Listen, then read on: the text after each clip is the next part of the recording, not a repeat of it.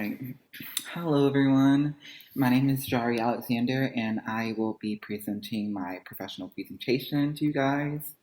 Um, First off, I'd like to start with a question for you guys. Um, I know that when I entered the university, I really didn't have a deep knowledge of social work and what that is.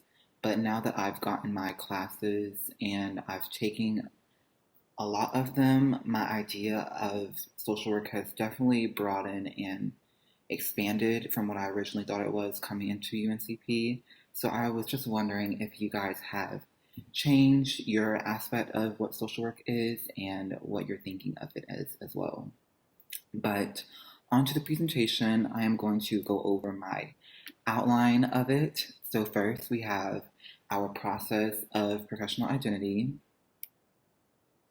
We have steps taken in forming professional identity, how the literature review helped form professional identity, what is clinical social work, and there is a video along with that, the area of specialization and why,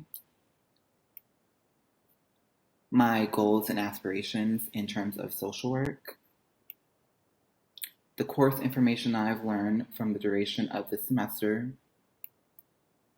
and lastly, how will this information be applied in my career? So we're going to move on to my beginning, which is the process of professional identity. So professional identity is how a social worker thinks of themselves in the profession. So I like to think of that as the skills that you have, your skill set, your belief system, your values, and everyone has their identity as a person, but when you think of it as a professional sense, we kind of, in a way, code switch into our own professional identity. So things that align in your own personal life may not align with things that you do in your professional sense. So one example would be language. A lot of people can use slang and things in their own personal time, but in a professional identity, that might not be a way that you present yourself to other people. So that is a way of which you may think of yourself as a more superior or professional sense in the profession that you are in.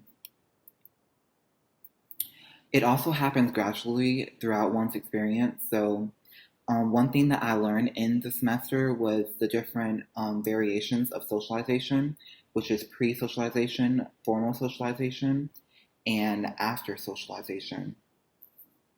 So this would kind of represent, I use an example such as college, which would be formal socialization.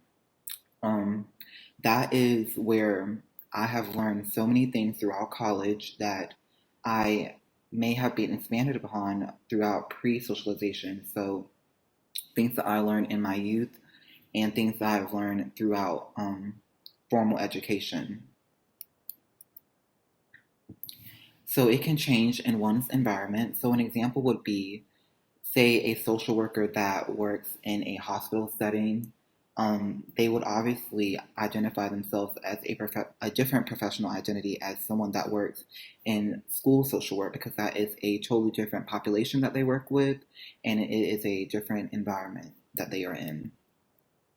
And oftentimes certain identities can align. So one example is a career field that I also had as an option to go into would be working with LGBT populations. And as a LGBTQ community member, that could be a way in which my identity would align with a career field that I would like to go into.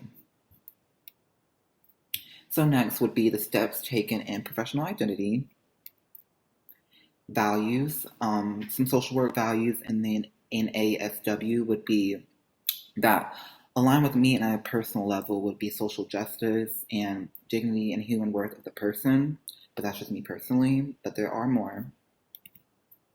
Belief systems, so things that you believe in, they could be subjective towards you.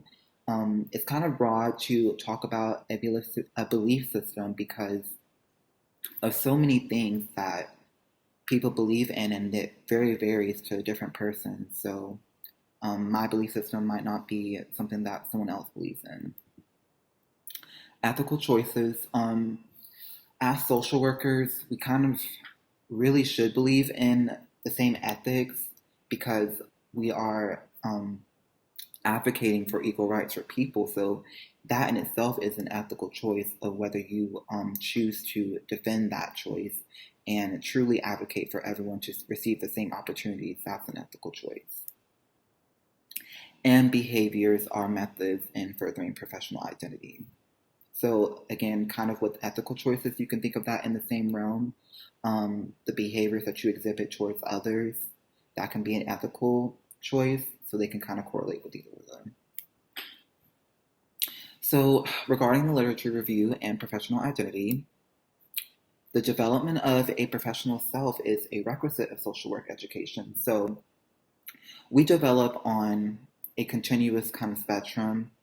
The development of our minds, our knowledge really never stops, but we really get a deep, deep knowledge within the social work program and practice settings and all the things that we learn within the social work education field.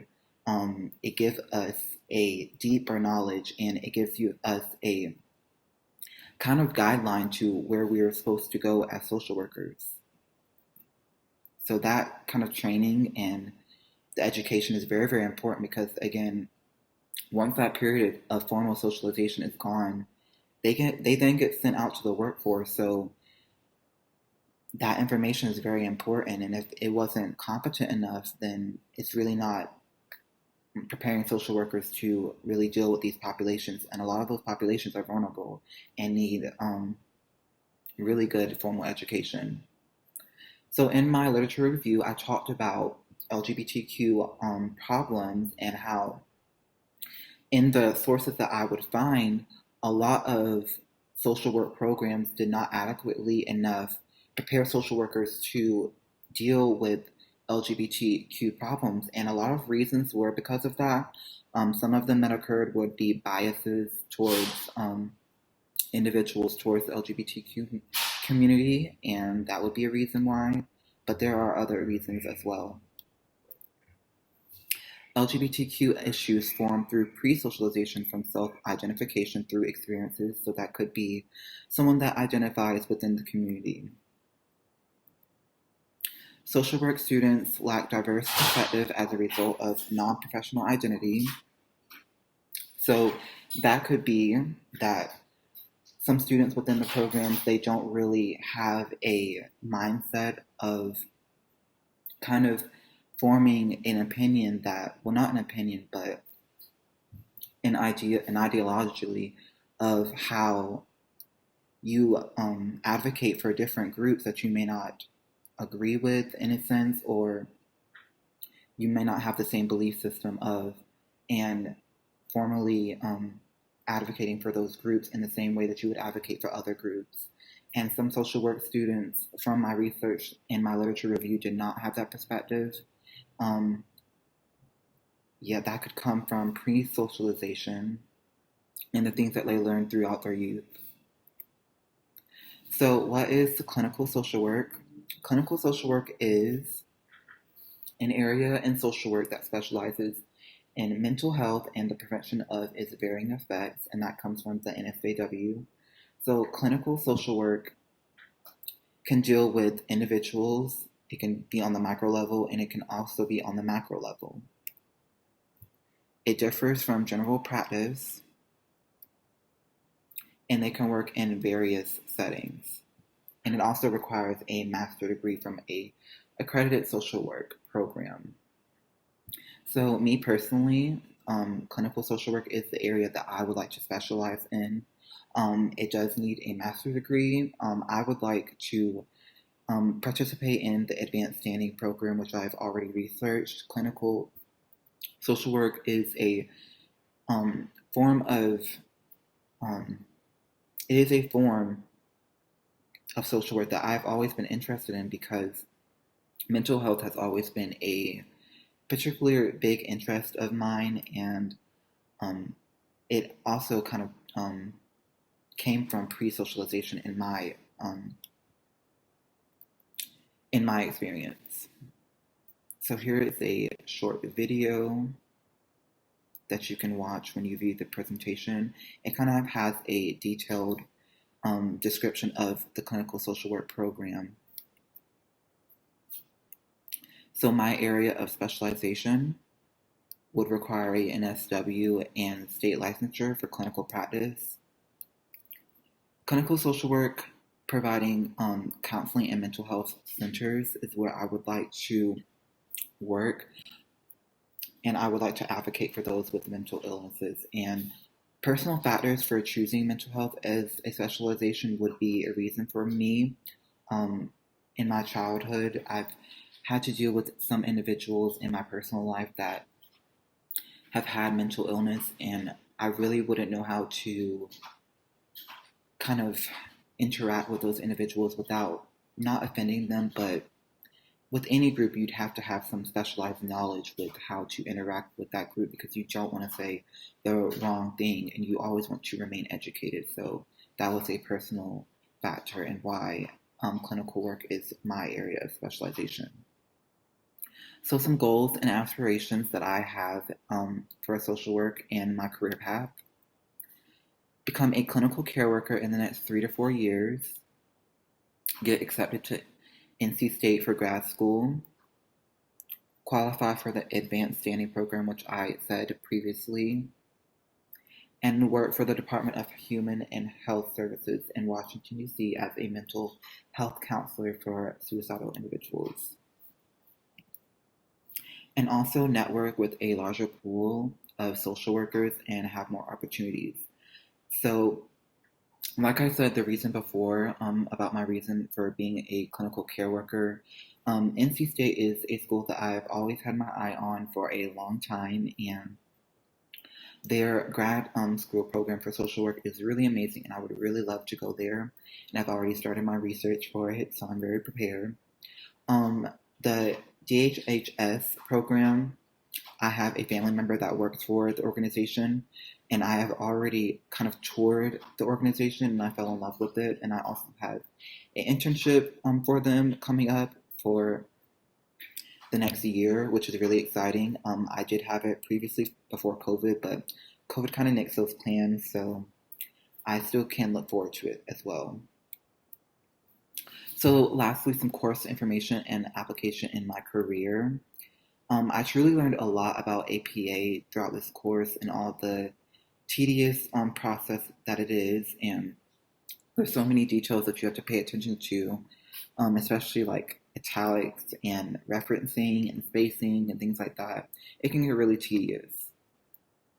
Professionalism, such as the modules in the course, I learned a lot about how you're supposed to align yourselves and present yourselves in front of people and how you should carry yourselves. Professional documentation and communication, I learned a lot about how documenting everything that you do and how if you didn't document it, it really didn't happen in social work. So that's very, very important, and some key details to remember about documentation and the rules that you should follow I learned throughout this course. And I also learned about the inclusive language and the diverse perspectives that you have to have in social work, and also the different communities that are affected by this, and how it's really easy for us to implement these ways that you can get the word out to all these different groups, and how it isn't right if you only cater to a specific group when there's a diverse population that this really pertains to. So I learned a lot throughout that course. And these are my references. I hope you guys enjoyed this presentation, and I would love to know if you guys have any questions for me. Please reply to me in the, what is it called? I believe it's called the discussion board. Please let me know if you have any questions or comments, and I hope you enjoyed this. Thank you.